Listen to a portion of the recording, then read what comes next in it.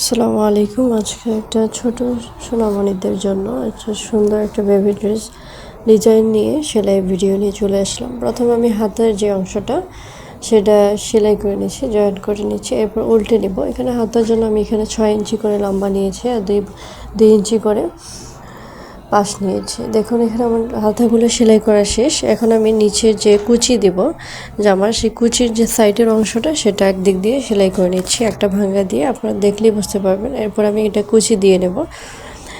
মেশিনে যে সেলাই অংশটা বড় হয় সেটার একদম বাড়িয়ে দিয়ে, মানে বড় করে এক পাশে ধরে তারপর কুচিটা দিব। দেখবেন যে অনেক সুন্দরভাবে কুচি হয়ে যাচ্ছে। এটা যারা নতুন রয়েছেন কয়েকবার ট্রাই করবেন, অবশ্যই পারবেন। আর যদি এটা ডিটেলসে জানতে চান অবশ্যই জানাবেন। এখানে এভাবে কুচি দিলে খুব ছোট ছোট কুচি হয় আর খুব দ্রুত হয়ে যায় আর দেখতে অনেক সুন্দর লাগে।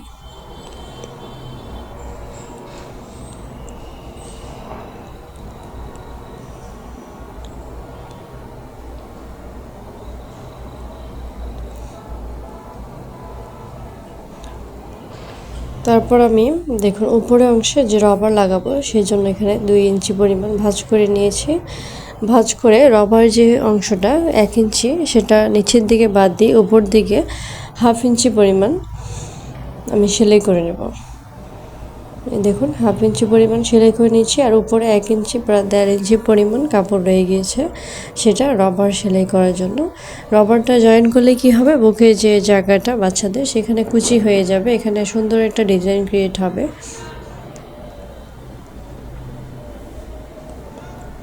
আমি 2 পাশে একইভাবে ডিজাইন করে নিব, মানে সেলাই করে নিব, তারপর রবারটা জয়েন করে নিব।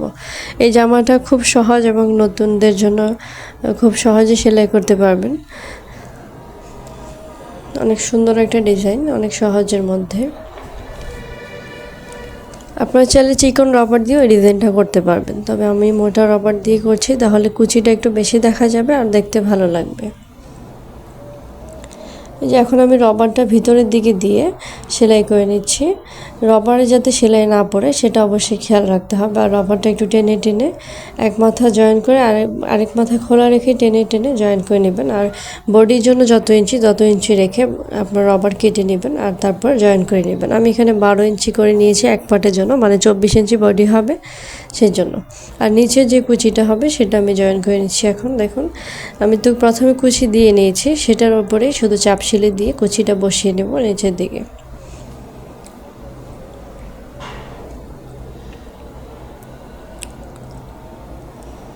কুচি বসানোর পরে অবশ্যই কিন্তু উপর দিয়ে চাপ সেলাইটা দিয়ে নেবেন, তাহলে কুচি ফিনিশিংটা সুন্দর আসবে আর এটা খুবই ভালো দেখা যাবে আর মজবুতভাবে সেলাই হবে, কুচিটা কখনো ছুটে যাবে না বা ছিঁড়ে যাবে না।